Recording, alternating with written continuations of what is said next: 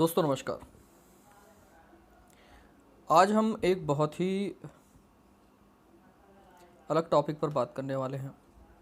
ये कोई लेसन नहीं है जैसा कि आमतौर पर इस चैनल में वीडियोस पोस्ट किए जाते हैं। इंग्लिश भाषा से जुड़ी हुई किसी न किसी शब्द से या सेंटेंस से जुड़ी हुई जानकारी आपको दी जाती है। आज मैं एक अलग विषय पे बात करने जा रहा हूँ आपसे, क्योंकि इस तरह की कुछ क्यूरीज आ रही थी मेरे पास। और जो व्यूअर्स थे वो इस तरीके की बात पूछ रहे थे कि सर हम कुछ पर्टिकुलर कॉम्पिटिटिव एग्ज़ाम्स की तैयारी कर रहे हैं, तो उस पॉइंट ऑफ व्यू से क्या ये चैनल किसी तरीके से लाभदायक हो सकता है हमारे लिए, क्या किसी काम का हो सकता है। तो आज इस विषय पे मैं बात करूँगा आपसे। और आज कम्युनिकेशन का जो मोड रहेगा मेरा, मोस्टली मैं इंग्लिश लैंग्वेज का यूज़ करूँगा, क्योंकि मैं ये मानता हूँ कि अगर आप कॉम्पिटिटिव एग्ज़ाम की तैयारी कर रहे हैं तो एटलीस्ट आपको इंग्लिश समझ में आती होगी। और अगर आपको ये भाषा समझ में नहीं आती तो पहले ही जो उसकी रिक्वायरमेंट है कॉम्पिटिटिव एग्ज़ाम को क्रैक करने की, as far as knowledge of English language is concern, आप पहली रिक्वायरमेंट में ही फेल हो जाते हैं, क्योंकि आपको भाषा की समझ नहीं है। तो ऐसे जो एग्ज़ामिनीज़ होते हैं वो तो कई बार प्रश्न को ही नहीं समझ पाते हैं, तो सही उत्तर का आकलन करना है, सही उत्तर देना तो थोड़ी सी और ज़्यादा मुश्किल हो जाता है उनके लिए। तो since this has been the query of most of those people who have either already appeared in some of the competitive exams, or maybe they are planning to appear in near future. And therefore I'm going to use this language itself, assuming that they will be able to grasp me properly. So let's begin with the very obvious query, the first query, that is, what are generally the common contents of English for competitive exams, या in competitive exams। जो competitive exams होते हैं आमतौर पर उनका content क्या होता है, या उनके कंटेंट क्या होते हैं। तो सबसे पहली जो चीज़ इसमें होती है that is grammar. Let me first elaborate all the points and then we'll talk about them one by one. Grammar, vocabulary, comprehension.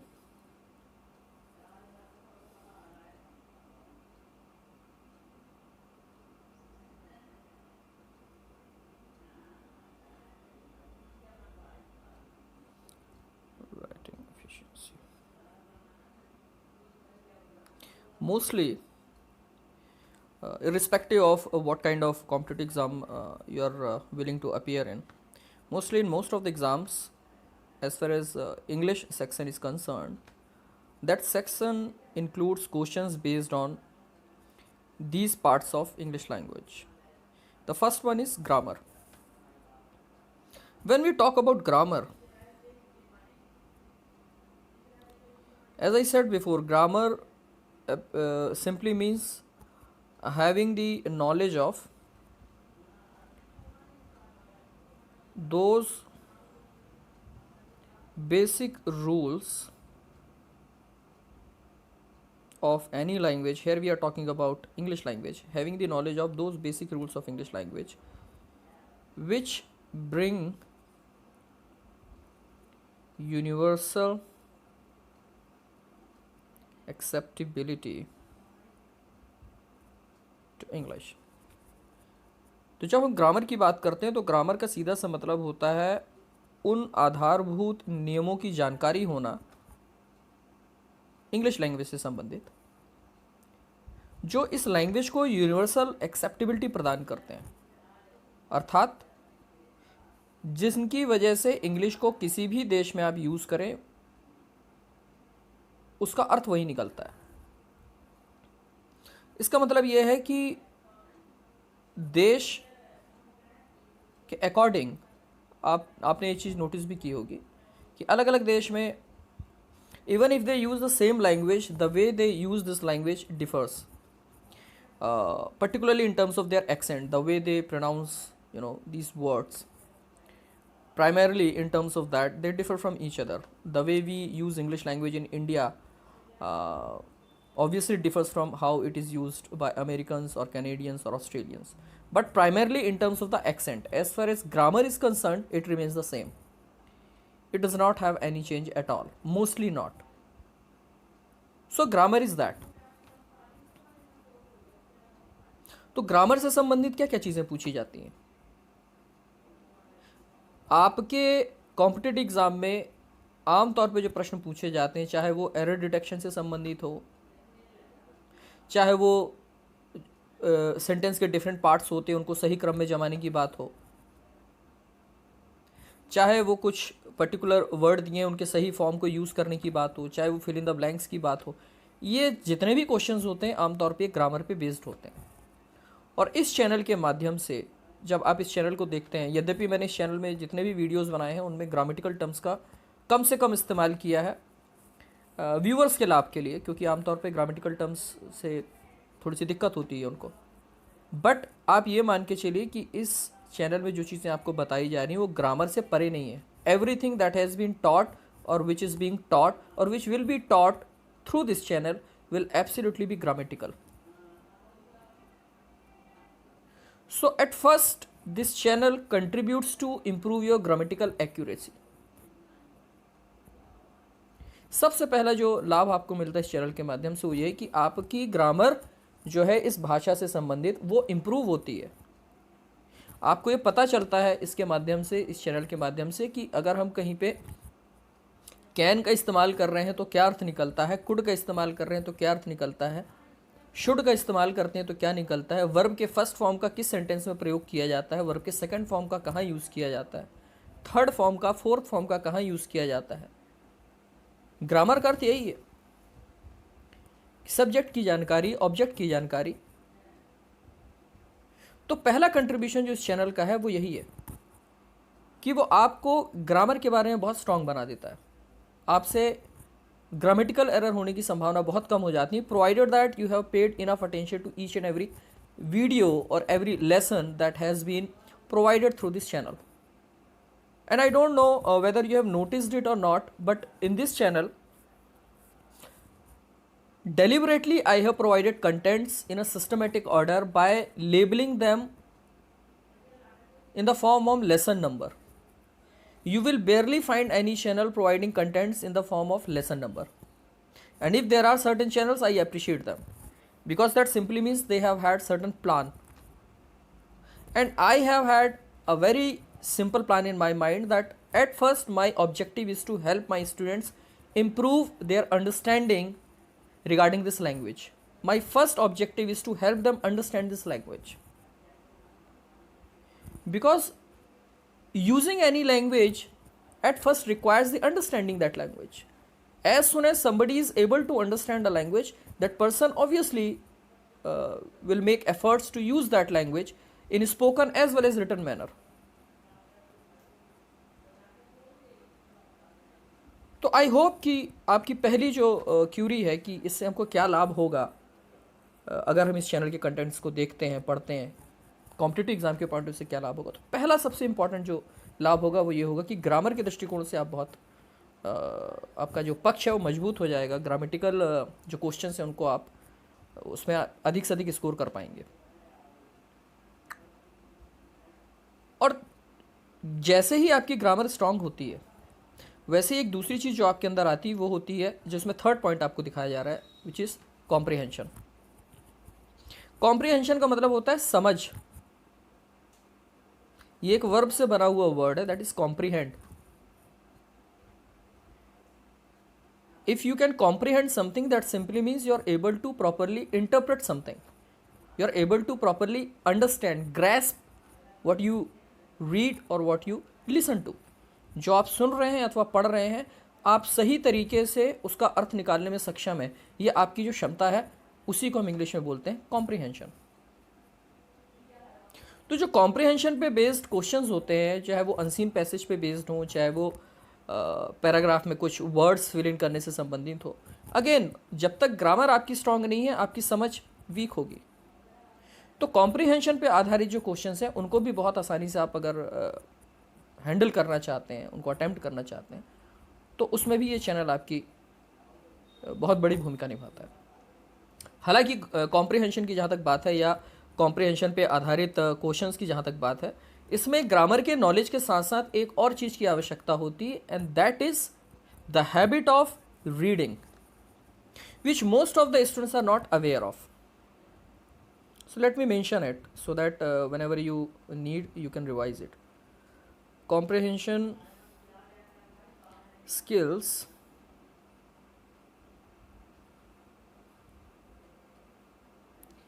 demand at first the knowledge of grammar and also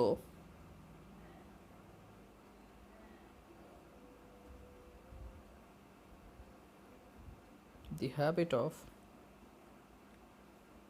reading.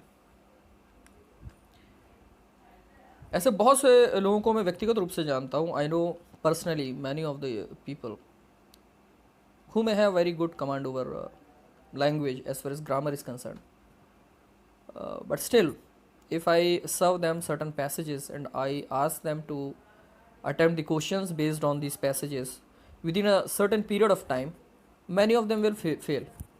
बहुत सारे लोग हैं जो fail हो जाएंगे उसमें से. इस वजह से नहीं कि उनकी ग्रामर अच्छी नहीं है, बल्कि इस वजह से कि जो समय सीमा दी गई जिसके अंतर में रहते हुए उन्हें उस पैसेज को रीड करना था, समझना था और क्वेश्चंस को अटेम्प्ट करना था, वो उसको नहीं कर पा रहे हैं क्योंकि उन्हें पढ़ने की आदत नहीं है. आज के इस युग में हम अनफॉर्चुनेटली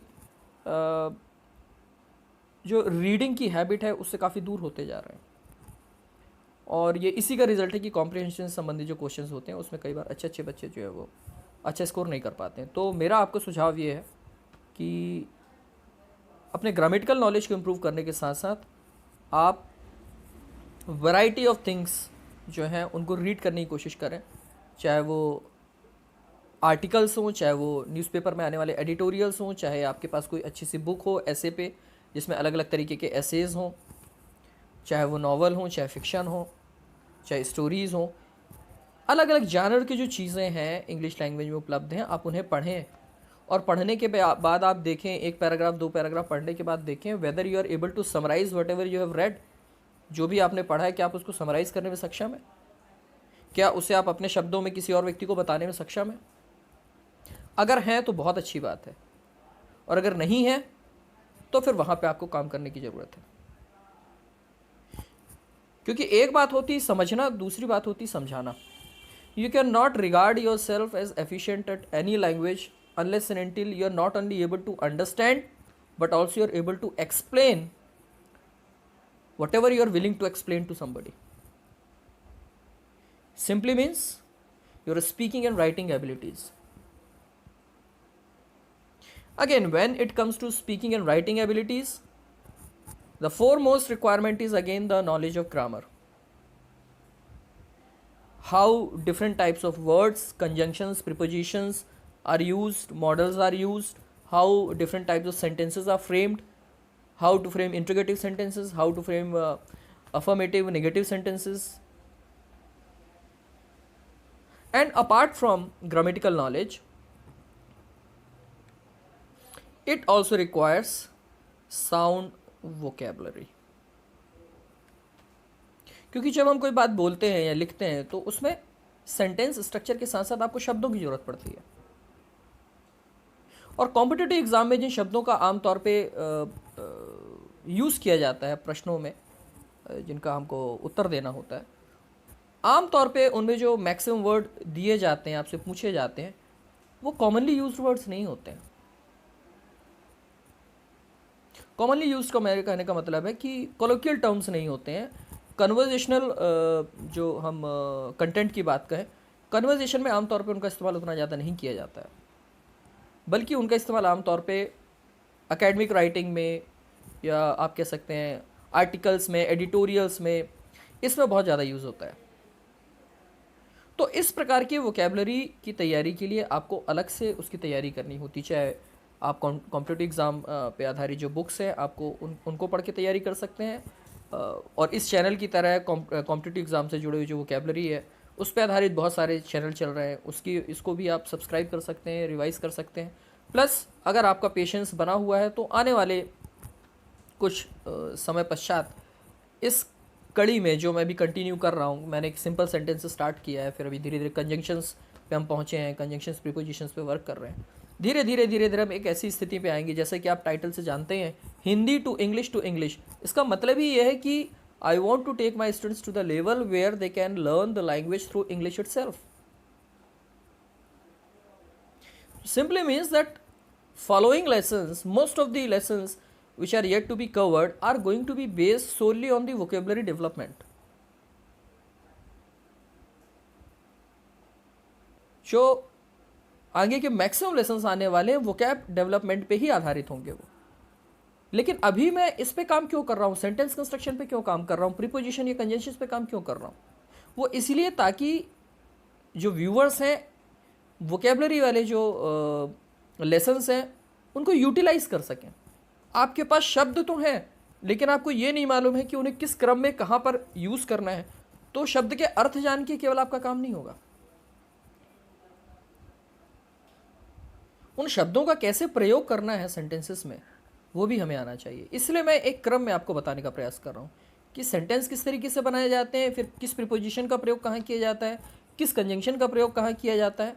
और जब ये बेसिक चीज़ें हमको आने लगी तब फिर आपके सामने अलग अलग तरीके के शब्दों की जानकारी दी जाएगी। बट बेसिक वोकेबलरी के लिए, जैसे मैंने पहले भी आपको कहा है, बेसिक वोकेबलरी के लिए आप अपनी तैयारी प्रारंभ कर दें। उसके लिए मैंने आपको सजेस्ट किया है ऑलरेडी कि बेसिक वोकैब के लिए आप चिल्ड्रंस स्टोरीज़ की जो बुक्स होती हैं उनको पढ़ सकते हैं। और सबसे पहले मैंने आपको ऑलरेडी सजेस्ट किया कि जो वर्ब्स यूज़ की जाती हैं डे टू डे लाइफ में उनको उनके बारे में जानकारी होनी चाहिए, उनके सेंटेंसेस बनाएं। आमतौर पे प्रयोग किए जाने वाले एडजेक्टिव्स हैं, नाउन्स हैं, इनकी सारी जो रिटर्न कंटेंट है वो गूगल में उपलब्ध है, अच्छी अच्छी बुक्स अवेलेबल हैं, आप उनकी मदद ले सकते हैं। आपको प्रैक्टिस करना है इसमें। मैं वीडियो जिन पे बनाऊंगा वो थोड़ी सी उतने कॉमन वर्ड्स नहीं होंगे, क्योंकि वो वर्ड्स होंगे जो आमतौर पे कॉम्पिटिटिव एग्जाम में पूछे जाते हैं, या दूसरे शब्दों में कहा जाए तो उन शब्दों का महत्व एकेडमिक राइटिंग या लिटरेरी राइटिंग में बहुत ज़्यादा महत्व होता है, तो उन पे आधारित होंगे वो। तो आई होप कि आज के इस वीडियो में ख़ास तौर पे जिनकी ये क्यूरी थी कि अगर वो कॉम्पिटिटिव एग्ज़ाम की तैयारी कर रहे हैं तो उसमें किस तरीके से ये चैनल उनको कंट्रीब्यूट कर सकता है किसी भी तरीके से, आई होप कि उनको अपना जवाब मिल गया होगा कि ये चैनल न केवल ग्रामर के पॉइंट ऑफ व्यू से बल्कि वोकैब और कॉम्प्रीहेंशन के हिसाब से भी बहुत विशेष रूप से आपकी मदद करता है। और अगर ये तीन चीज़ें आपकी कवर्ड हैं तो नेचुरली स्पीकिंग और राइटिंग जो आपकी एबिलिटी है वो इम्प्रूव होती है, आपकी एफिशिएंसी इम्प्रूव होती है। So that's it for today. I'll come up before you again with some new contents, with some new lessons very soon. So take care and bye bye.